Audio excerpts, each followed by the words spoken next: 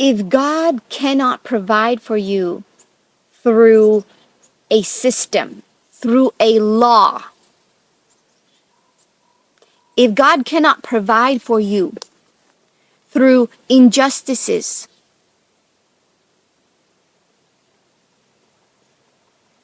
then He will, by all means, if the number one thing on the list, most obvious, easiest thing that you could still, well, it just so happened, and then, it naturally came about. If God can't provide for you through those ways, because maybe, like, He can, of course He can change the law, or He can go around the law, or He can send you something. If the first 5 things on the list that are the most obvious things for Him to use to provide for you or to help for you, if they don't work out, He's going to get much more detailed, but He's going to get to you.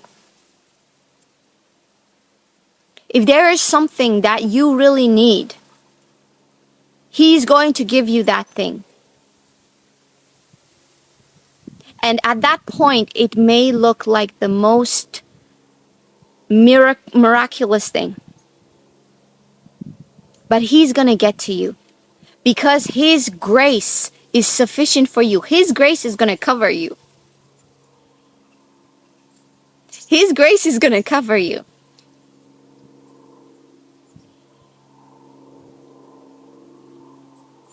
What is good for you won't be kept from you. His plan and His purpose and His will get to you. You just have to be like that childlike faith. I receive from the provider. God, your provider,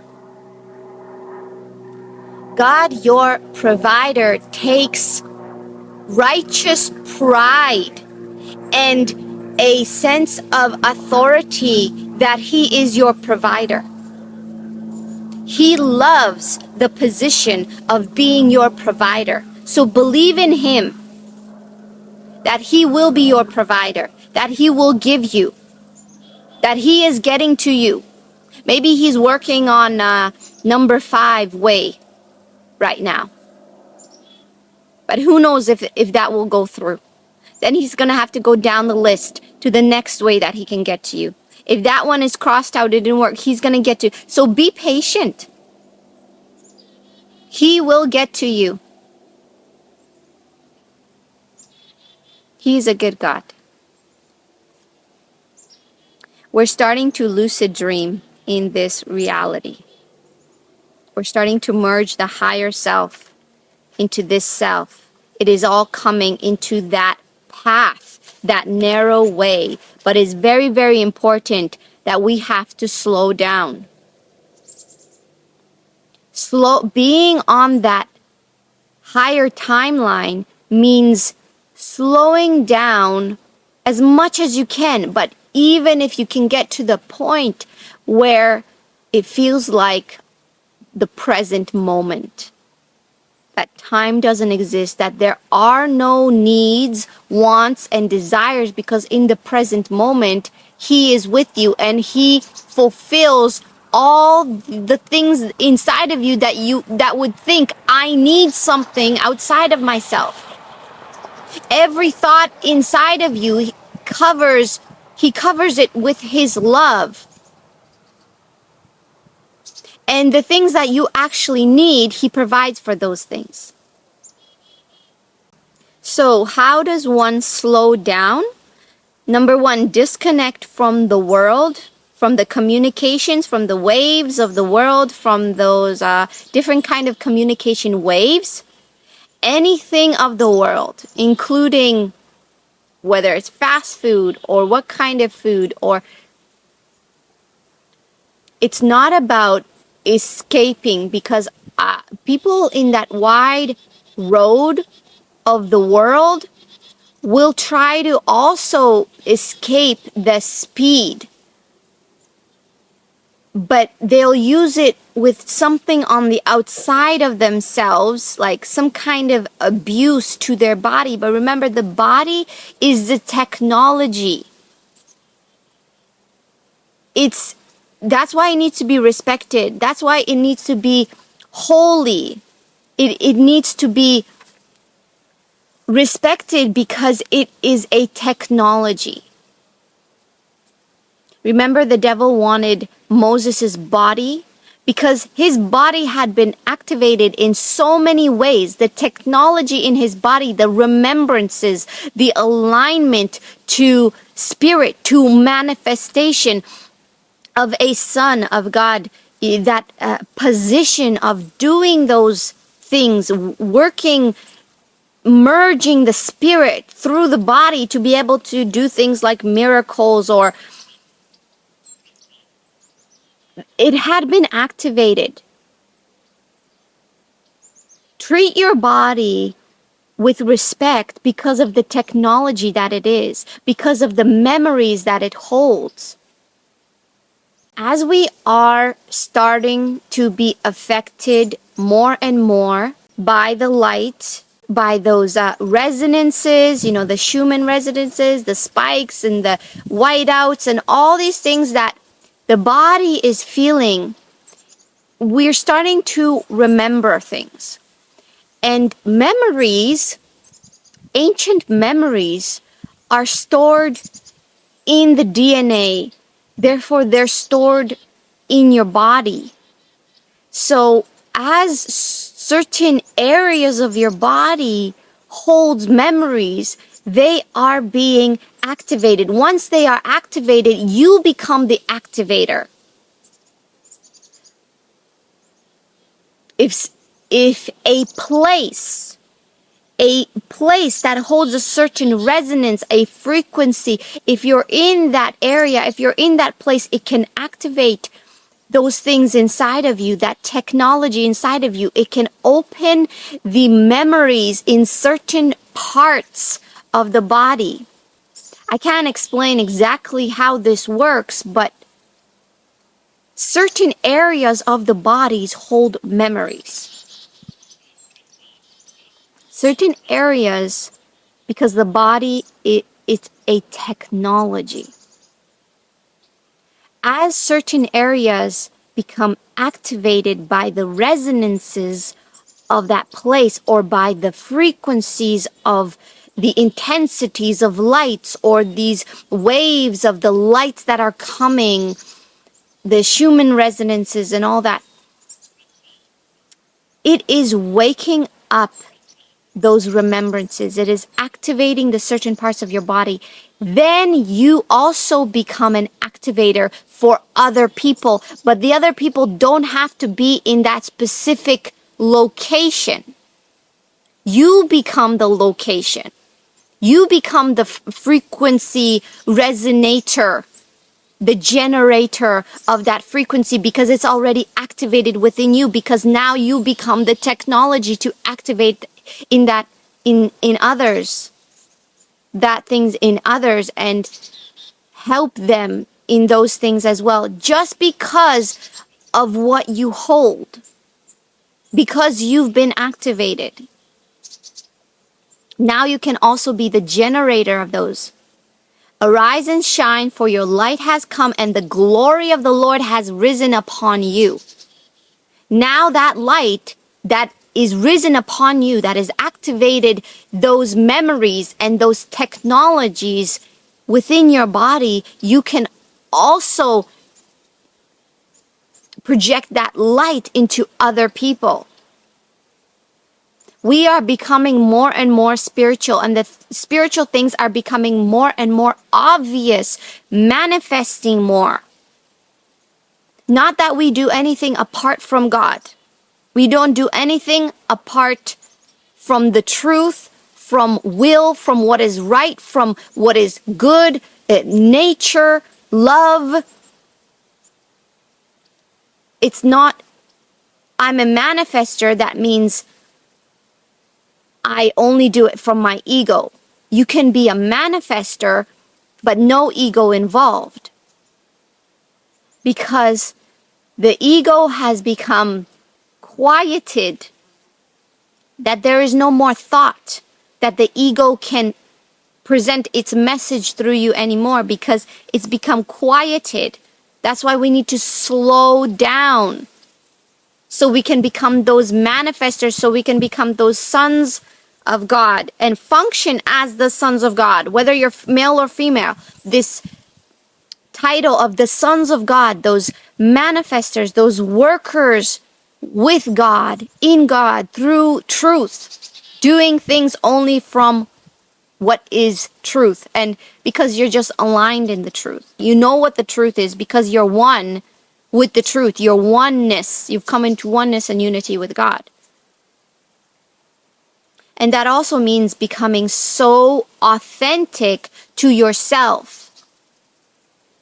What does your ancestry, your spiritual ancestry?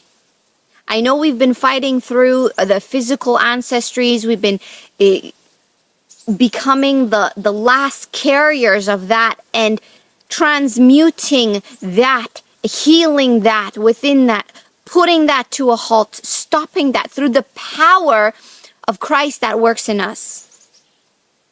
We cannot do anything apart from God. But I'm also talking about spiritual ancestry. Remembering in authenticity who are your spiritual ancestors. Being truth, holding that truth, standing in your truth. There are many tribes within that ancestry. Seeing it and standing in that and being strong and authentic in that. Not conforming to the masses, not conforming to the ways of the world. Remember, He's called you peculiar people for a reason. Because you're strange in the eyes of the masses. You're strange in the eyes of the world. You're weird in the eyes of the world. You are so weird in the eyes of the world. And that's a good thing because you don't want to be seen through their eyes. It looks like peculiar to them. It looks weird. It looks strange to them. But to God, you are royal. You are a priesthood. You are a holy nation. You are aligned with His heart. You don't do things from the fakeness. You do things in authenticity. Because you're aligned with God's heart. A people after my own heart. God says, I'm looking for the people after my own heart. Align with my heart.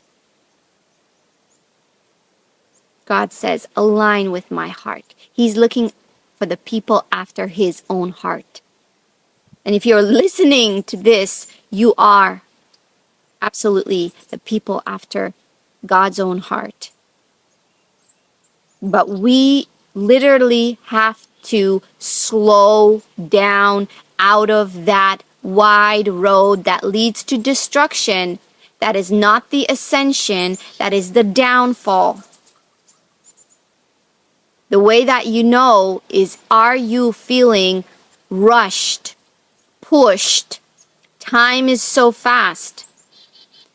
It's like those world, it's like the earth, the shifting of those timelines, the shifting of a world that will be destroyed and coming into a world that will be cleansed. Because in the cleansing of that world, on one side, there's a destruction of the old, but on the other side, there's the bringing up of the new, the kingdom of heaven, the rightful ways back into the earth with the people after His own heart. So we're choosing to not be in the world. He's called us out of the world for our own good. Everything is done is for our own good. No matter what we don't understand, we still have to believe that God is good. We still have to hold that faith no matter, well, I just don't understand it. I just don't know. Okay, well, I don't know. I have to get clarity on this. I have to get understanding on this. But I'm not going to blame God. something I have to learn, something I have to come out of. Maybe there's some kind of lie in the subconscious that I have to be purged from. That lie has to be purged from me. And number one, disconnect from the world, the things of the world, the activities of the world, the ways of the world, the acting, the distinction from that timeline, that wide road, and this narrow path. The distinction is moving away. Those two roads are becoming much more distinct. Where are you going to be? You cannot, oh, well, I'm just not doing anything because I don't really believe in anything. Then you're on that wide road. There's no middle road. It's merging. Like, the distinction is getting much more obvious. Who's who? Are they following the world? Are they being lined up to become a mark of that system? Or are they becoming sovereign, that God takes care of me, and those miracles that seem would only happen in the spiritual, they're merging into this physical, and because of the grace that is God is pouring down into the earth, those miracles, we're going to start to see them. Things that we've only heard of and heard of, and you don't know how far that story actually went. Those things are going to be seen in your life. So you don't have to be afraid, that you don't have to live in fear. God is going to provide for you. We have to really believe this. We have to have so much faith that I know if God is for me, He's not going to feed me to the wolves or to the pigs. You're set aside so that He can preserve you. He wants to preserve you. He's zealous of being your provider, your uppercase provider. He's zealous over you. He takes that position extremely seriously, and He takes it very pridefully, but in a good, righteous, prideful way, that He is going to provide for you. He wants to be your provider. So let Him. Believe in Him. Trust in Him. It is so close, the merging of that spirit, higher consciousness into this reality, into functioning as sons, into being manifestors of divine truth. It's merging. It's so close to fruition in you. And if it's close to fruition in you, that means you'll see it because you're projecting it. But if you're living in fear, in that broad way of, I'm just looking, I'm doing the things of the world, I'm consuming the news of the world, the fears, the propagandas of the world, you're also going to projecting that into the reality. So what are you going to look at? What timeline are you taking? Are you going to ride on that trajectory belt? Are we going to go with it? Because it's going really fast, but the way is to destruction. Is that light? It's the same light. On one side, that light destroys. But on the other side, that light activates fully into a being that never existed before. It's a choice. And the choice doesn't just come down to whether you take the mark at that moment. The choice is already happening now. Whatever you do now is going to lead to whatever choice you make up ahead. Because the path of the narrow way is sovereignty. It's sovereignty. I am one with God, my provider.